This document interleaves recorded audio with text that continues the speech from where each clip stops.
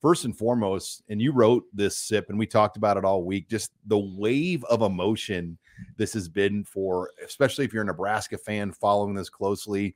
Wednesday, they get Walter Rouse. A couple of days before that, the day before that, it felt like they were going to get Micah Mazuka. He picked Florida. Walter Rouse picked Stanford. Okay, crisis averted. Then Saturday, all of a sudden, he switches his decision to Oklahoma. And this is kind of just the world we're in now. The transfer portal, NIL, all these elements. There's going to be a lot more situations like we saw with Walter Rouse. Yeah, Walter Rouse on Saturday. It was Saturday morning, late Saturday morning, and I would say it was a jolt. Like it knocked people off their horse, and yeah, he had committed to. I mean, we'll say committed. I guess is that what you say about transfer portal guys? Well, he pledged to Nebraska on Wednesday night, and he had Nebraska made the graphic, and he was using we, like we. He did several interviews. We feel disrespected. And we're going to prove people wrong. That was Wednesday night. And then it was Saturday morning.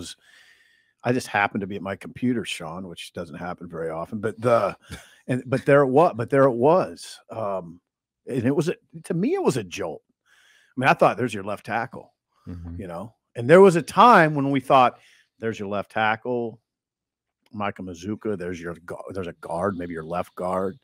And then, they still have Ben Scott, but remove two of those and you still got work to do, probably finding an alignment or two, right? I think that kind of showcases the nature, not just of portal recruiting, but recruiting at certain positions. Left tackles are as valuable of a commodity as you're going to find on the portal market, especially one of that caliber. And so, I mean, it was surprising, but I think this is something that you're going to have to get used to, especially at those primary positions, left tackle, pass rusher, quarterback, those marquee transfer spots that every team in the country is looking to fill. A verbal commitment only means so much. And this is a clear showcase of exactly that. January 23rd is a big day, right, guys? Yes, it is. Because that's when classes start. But they can still go 5 days into the week. So it's really the 30th. Because oh, great. I mean, that's wonderful, Sean. It's like UNL has added this bridge program, and you can take a mini class in December, January, and the semester starts way later than it used to. And it's because of this, but it actually helps the football program because they're able to maybe kind of pick through the transfer market and get a guy in later. So not only do they have all of they have this week still, and then really all of next week, if they wanted to, they could get a guy in as late as the 30th. Okay, so that's something to watch. But also, a guy could bow out lose a guy as late as the 30th. Well, the portal closed on Wednesday at midnight. So unless you're a graduate transfer, you have nowhere to go then. And then the next portal day, they changed it. It was May 1 to May 15th. Yeah. The next portal window is April 15th to April 30th. Well, but theoretically they could still go somewhere else as long as their class that other school's class schedule matched up, right? Right, like if it's. They have to be in the portal, like a Pac-12 school. Yeah, but you have to be entered in the portal by Wednesday of this week. The deadline. Okay, but I'm talking about a case like Sean. I'm talking about a case like Rouse, where he didn't have to go back in the portal to go to Oklahoma. No, that's what I'm saying. Because you sign like a non-binding scholarship agreement, and it's not official until you come in and do some sort of. That's what I'm talking. That's what Rob's talking. You have to do an informal, like Alabama would do a Zoom meeting with guys. I heard, and that Zoom meeting counts as an informal workout. You're official at that point. Oh, okay, yeah. Schools should do that. That's good. That's smart. The Big Red Collaborative, they announced not Big Red Collaborative.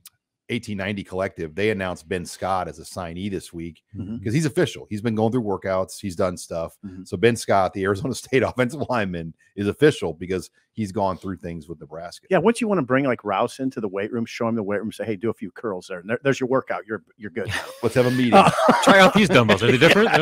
Do that. Okay, let's get on to the next headline. The wave of emotion, MJ Sherman. This is a guy that won a national championship the week before. Went in the portal, and Nebraska jumped on MJ Sherman, a former 5-star pass rusher, right away. got him to commit. He's on his way to Lincoln as we speak. He'll be in classes Monday. This is I think you're going to want to compare this to O'Shawn Mathis, like the body of work when it's all said and done. Will MJ Sherman give Nebraska more impact than what O'Shawn Mathis did a year ago? Mm-hmm. And I know that there was some reaction. It's like, what's the difference between this and like a Tyreek Johnson, a former 5-star from Ohio State, transfers to Nebraska. Everybody thinks he's a plug and play starter from day one. Like he's going to immediately be a lockdown number 1 corner. I don't know if he's played a single snap, or at least a meaningful snap since he's been here. So that, I guess, I'm sure there's a difference here, and maybe Sean, you can speak more to this about. I can speak to it. Yeah, so like that, I know that there's probably a little bit of hesitation with some Nebraska fans about this stuff, but just because they've been burned in the past and getting their hopes up set on a guy that has this lofty recruiting profile, comes from a prestigious championship level program, and then comes to Nebraska and doesn't do anything. Yeah, I mean, I think for Nebraska fans, I think just not Nebraska fans, I think this is probably everywhere, that it's okay to have a little bit more halting optimism, not just over with like everything in life. Yeah, more halting optimism. I would definitely counsel people to not be overly optimistic about anything at this point. I do think, you know what, the MJ Sherman conversation is a lot of pros and their cons. I'd say the pros are he comes from the most successful program in the country right now, back-to-back national championships. He was part of that incredible culture. If you ever read about Georgia and what Kirby Smart's done there, for instance, their Bloody Tuesday practices, where it's full on ones versus ones and twos versus twos, but it's full on scrimmage, all practice, no special teams, no special situations, no 5-minute breaks, nothing, just full on. And they call it Bloody Tuesday for a reason. He'll be ready for anything that Nebraska throws at him. He was a very willing special teams player. But he also had some injury issues and lost some explosiveness and wasn't able to, guys passed him and then they recruited over him. So there's a reason he was in the portal. So now what you hope, if you're a Nebraska fan, is that he sort of resets his career and finds a groove. Right, Sean? And what we talked about on the radio earlier today, Sip, you and I, he's almost like being a running back at Nebraska in the 90s. Yeah. That's a good analogy. The edge position at Georgia is like the Nebraska running back position under Tom Osborne in the 90s. Every one of those guys could probably start for over 100 other schools. And I think MJ Sherman's that kind of player. One of my close friends that covers Georgia really and has an insight on that team, he's familiar with Chief Borders as well, who's coming here from Florida. And he said, Sean, he is 10 times, and MJ Sherman is 10 times the player of Chief Borders. Well, I wonder what Chief Borders would say about that. Yeah. But in terms of talent, in in terms of ability and talent, he was familiar with both guys. That's interesting. Now, I do like your running backs analogy. I don't want to push it too far because Georgia, Sean, wasn't a great. Now, we're talking about an outside linebacker, is what his position, MJ Sherman's position, was at Georgia. They weren't a great pass rush team. Oddly enough, a lot of quick game and 3-step drop, though. True. And good point. When you're playing Georgia, you game plan for that. Yeah. You're like, we're not going to put our guy back there. It's like, remember Nebraska when they played South Carolina in that bowl game and they had those 2 NFL first round DN? Was it Clowney and the guy that went to San Diego? They had 2 first rounders on the edge, and Tim Beck was like, it looked like 2 drag racers coming off the edge. Right. I mean, I remember that comment. You're right, Sean. That was Georgia. I mean, they have that kind of ability, and so you're not going to put your quarterback in 5-step very often, are you? Probably not. And you're right. I mean, Georgia was 48th nationally in average sacks per game, 2.33, which isn't bad. I mean, it's not bad. It's just not elite. Melvin Ingram.